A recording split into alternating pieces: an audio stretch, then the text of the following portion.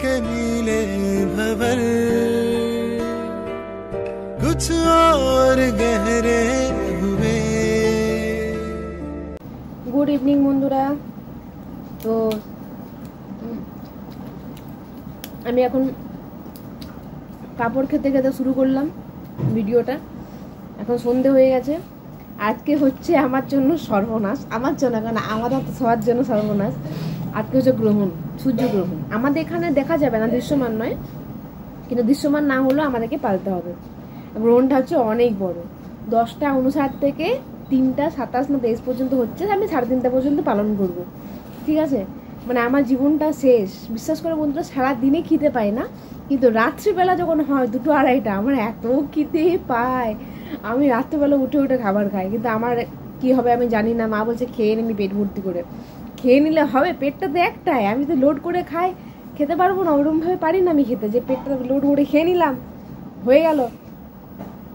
আজ আমার সর্বনাশ হবে। তো আমি নিয়েছি পাঁপড় আর মুড়ি, কারণ পেট ঠিক নেই। আর ভোরবেলা উঠেছি বলে শরীরটা ভালো নেই, এখন তো বেশি নিতে পারছি না ধবলটা। আর সত্যি কথা বলতে শরীর এমনি আপ ডাউন যাচ্ছে, ভালো খারাপ মিলিয়ে ভালো থাকার চেষ্টা করছি, কিন্তু শরীর টানছে না, ভালো থাকতে পারছি না, খেতে পারছি না, বমি হচ্ছে। তারপর বেশি খিদে পেলে বেশি খাচ্ছি তো বমি করে ফেলছি, আর খিদে পাচ্ছে না খাচ্ছি তো গ্যাস হয়ে যাচ্ছে। মানে প্রবলেম সব দিকেই হচ্ছে। তো আজকে গ্রহণটা পালবো। আমার দিদিরা আসবে, বিট্টু আসতে পারবে না, কারণ ও কাজে ছুটি নেই। আগেবার গ্রহণও ছিল, এবারে নেই। তো দিদিরা আসবে, কতক্ষণ ওরা জাগবে আমি জানি না, কিন্তু হ্যাঁ দিদির ছেলেরা জাগবে, আর আমার কাকুর ছেলে থাকবে, আমরা সবাই, তার বাবা থাকবে, সবাই থাকবে। কিন্তু বিট্টুকে বহুত মিস করবো, কী করবো, কিছু কর নাই। তো পাঁপড় মুড়িটা খেয়ে নিই। আর লঙ্কাটা খেতে পছন্দ করি, কিন্তু লঙ্কা বেশি খাবো না, পেট গরম হয়ে যাচ্ছে, আমার এমনি পেট ঠিক নেই। তো চলো খেয়ে নিই এটা সন্ধেবেলা, তারপর কী হচ্ছে না হচ্ছে তোমাদেরকে সব শেয়ার করবো। গ্রহণেরটা সাথে থাকো, ঠিক আছে? খেয়ে নিই, একটু শুয়ে যাবো, মানে প্রচণ্ড মাথা ব্যথা করছে। আর গ্রহণ হলেই আমার এগুলো হয়, টেনশনে। তো চলো বন্ধুরা খেয়ে নিই। তো বন্ধুরা ছাদের উপরে এলাম, মানে যেখানে আমাদের ঠাকুর ঘরটা আছে। হাঁপিয়ে গেলাম। গ্রহণ শুরু হবে মানে আর 5-7-6 মিনিট বাকি আছে। তো আমি গ্রহণ হওয়ার আগে আমার জগন্নাথ দেব, কালী, খাটু শ্যাম সবাইকে স্মরণ করতে এলাম, কারণ অনেক বড় গ্রহণ, আমার শরীর একদম ভালো নেই। তো চলো কতদূর কি হয় না হয় জানি না। দিদিরা আসছে আর ভাই আছে, সবাই মিলে পার করবো। কতটা দেখাতে পারবো চলো দেখি। তো চলো প্রণামটা করে নিই। এই দেখো, সবাইকে প্রণাম করে নিই। আমি প্রণাম করতে এলাম, রাতের খাবার খেয়ে নিয়েছি। আর এখানে প্রণাম করে আমি ছাতু শরবত খাবো, কারণ মা বললো যখন লাগবে ওই 2 মিনিট আগে ছাতু শরবত খেয়ে নিবি, তাহলে পেটটা একটু ভরা থাকবে। কারণ এত বড় গ্রহণ, রাতে খিদে পায়, আমি মাঝে খেতেও পাবো না, জলও খেতে পাবো না, কিছুই খেতে পাবো না, খাবার তো খেতে পাবো না। পারলেই ভালো, না অনেকেই পালে না, কিন্তু এটা পালতে হয়। যদি একটু আমার ভুলের জন্য যদি বেবির ক্ষতি হয় তাহলে তো মুশকিল। দেখো আমার অলরেডি খাওয়া হয়ে গেছে, আর এটা তোমার খাওয়ার পর ছাতু শরবতটা খাচ্ছি, কারণ রাতে খিদে পেয়ে যায়, আর তো জল খেতে পাবো না, ওই জন্য। এই দেখো মা করে রেখেছে, চলো খেয়ে নিই। মা কিছু খাবো,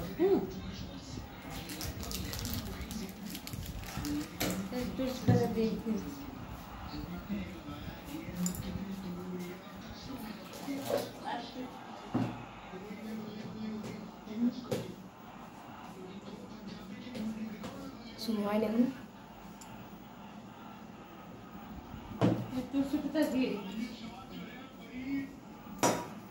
ফোনটা জাস্ট লেগে গেছে, দিদি এসে গেছে। দেখো আমাদের বারান্দার মধ্যে দিদি যে পুজোর বাজার করে নিয়ে এসছে আমাদের সবার জন্য, সেটা দেখাচ্ছে। গেঞ্জি, বাবার জামা, আমাদের ড্রেস, আমার নাইটি, মায়ের শাড়ি, দিদি ঘরের জিনিস, মানে সমস্ত কিছু বাজার করে নিয়ে এসে এখানে নিচের মধ্যে রেখেছে। আর দিদি সবাইকে দেখাচ্ছে যে দেখো কোনটা কোনটা ভালো লাগছে, কোনটা ভালো লাগছে না। কসমেটিক নিয়ে এসছে, অনেক কিছু নিয়ে এসছে, সেগুলোই দেখাচ্ছে। আর আমি বসে বসে দেখছি। আমাকে দেখো গ্রহণ কিন্তু শুরু হয়ে গেছে। আর এইবার দেখো এখানে বসে আছি, এটার পর আমি কিন্তু আর কিছু দেখাতে পারিনি, কারণ আমার শরীর প্রচণ্ড খারাপ। গ্রহণ চলছিল তখন, কিন্তু দেখো চুল খুলে আমি শুয়ে আছি, আমার দিদিও শুয়ে পড়েছে, আর কাকুর ছেলে সবাই আমরা রাত্রেবেলা গ্রহণ পেলেছি একসাথে, আর কিছু তুলতে পারিনি। তো বন্ধুরা গ্রহণ পালন করলাম কালকে রাত্রে। আমার শরীর খারাপ হয়ে গেছিলো খুবই, মানে আমি গ্রহণটা পালতে মানে এমন হয়ে গেছিলো আমি পারতে পারছিলাম না, এত কষ্ট হচ্ছিলো। মানে কাল থেকে আমার প্রেশারটা লো করছিল, মানে লো না হয় আমি জানি না, আমার মাথা ঘোরাচ্ছিলো কাল খুব। তো কোনোরকম করে পালন করেছি গ্রহণটা, মানে গ্রহণে কোনো ত্রুটি দিইনি, পালন করেছি, কিন্তু শরীর ভালো নেই। শরীরটা মানে এত লং গ্রহণ, মানে এই 11টা থেকে 3:30 পর্যন্ত বসে থাকা এক নাগাদ, তার প্রচণ্ড কষ্ট। তো ঘুম থেকে উঠলাম এক্ষুনি, দিদিরা চলে 9:20 বাজছে, স্নান টান করে এলাম। তো দেখি খাই কিছু, এখনও জল খাইনি, সে কালকে রাত্রে লাস্ট। বন্ধুরা কালকে রাতে দেখাতে ভুলে গেছি, আমি একটা আমার মাথা থেকে পা পর্যন্ত লম্বা সুতো দিয়ে কিন্তু একটা টাঙিয়ে রেখেছিলাম। অসুবিধা এখন দেখো, যেহেতু আমাদের ঘরে কলের জল আছে, কলের জলতে খাওয়া যাবে না, বাইরে থেকে নিয়ে আসবে। বন্ধুরা কালকে রাত্রে সেই জল খেয়েছিলাম, আর এখন এই স্নান করে এখন জল খাচ্ছি। আর বন্ধুরা সুতোর যে ব্যাপারটা বলছিলাম, আমি ভিডিওতে দেখছিলাম অনেক প্রেগনেন্সি মারা, মানে কেউ শর্টকাঠি মানে পাটকাঠি, কেউ সুতো দিয়ে নাকি লম্বালম্বি বডির মাপে করে ঝুলিয়ে রাখে, তাহলে যদি হাত পা নাড়ানাড়ি বা খোঁচাখুচি করি তাহলে কিন্তু সেটা কিছু ক্ষতি হয় না। আমি জানি না কতটা সত্যি মিথ্যে। জলটা খেতেও ভালো লাগছিল না, এতটা শরীর খারাপ করছিল। আর মা এখানে দুধ বিস্কুট রেখেছে আমার জন্য, কিন্তু আমার ভালোই লাগছে না, আমার খুব শরীরটা খারাপ করছিল। কালকে রাত থেকে আমি কীভাবে পালন করেছি আমিই জানি। তো এই দেখো জলটা, এইটুকু জলটা খাওয়ার ক্ষমতা আমার নেই, মানে শরীরে এমন অবস্থা হয়ে গেছে, আমার পুরো শরীরে ব্যথা। তো দেখো আমি আর কিছুই তুলতে পারিনি। এটা হচ্ছে সন্ধেবেলা মা আমাকে দেখো ম্যাসাজ করে দিচ্ছে পিঠের মধ্যে, মানে আমার পুরো বডিতে, ফুল বডিতে আমার ব্যথা। এখন তো ওষুধ খেতে পাবো না, তো গ্রহণটা পালন করেছি আর দাঁড়িয়ে বসে পালন করেছি বলে মানে আমার একটু পেন হচ্ছিল। আর মানে কালকে সেই হয় না গ্রহণ পাললে যেরকম হয়, কামড়ানো যাবে না, চুলকানো যাবে না, হাজার নিয়ম, তো ওইভাবে পালন করাতে আমার একটু পেনটা হয়েছিল। আর শরীর এখন ভারী হচ্ছে, তো বুঝতেই পারছো। তো মাকে বললাম মা একটু মালিশ করে দাও, তো সেই মা মাথায় একটু মালিশ করে দিচ্ছে। কখন থেকে মালিশ করছে, কমছে তো না। তো মা একটু মাথায় তেলও লাগিয়ে দিচ্ছে, বললো আমি তেল লাগিয়ে দিচ্ছি, দেখ মাথা ব্যথাটা কমে যাবে। তো লাস্ট পর্যন্ত আমাকে ওষুধ খেতেই হয়েছে, আমার কোনো কিছুতেই কাজ হয়নি। তো মা সর্ষের তেলটা একটু লাগিয়ে দিচ্ছে। আমার তো এমনিই শ্যাম্পু করতে পারবো না পুজোর সময়, কারণ পুজোর সময় শ্যাম্পু করা যাবে না, কারণ আমার 6 মাস জড়া মাস চলছে, জড়া মাসে শ্যাম্পু করা যায় না, কত যে নিয়ম। তো ওই জন্য তেলটা নিচ্ছিলাম না, কিন্তু মা বললো তেলটা নে, যা হবে হবে, চুলে শ্যাম্পু হবে না তো হবে না। তো বন্ধুরা এইটা হচ্ছে সেই সুতোটা যেটা বলছিলাম যে আমার মাপের করে একটা ঝুলিয়ে রেখেছি লম্বালম্বি, কিন্তু ঝোলানোর পরে সুতোটা কী করবো সেটাই বুঝতে পারছি না, ফেলবো না রাখবো এই জিনিসটা কিন্তু আমি জানি না, আর দেখিও নি। তো এখনও পর্যন্ত ঝোলানোই আছে, আমি ভাবছি এটা জলে ফেলে দেবো, ফেলা যাবে না, ঝোলানোই থাকবে, বুঝতে পারছি না। যাই হোক বন্ধুরা, এই সুতোটা আমি আমার মাপের করে কেটেছিলাম।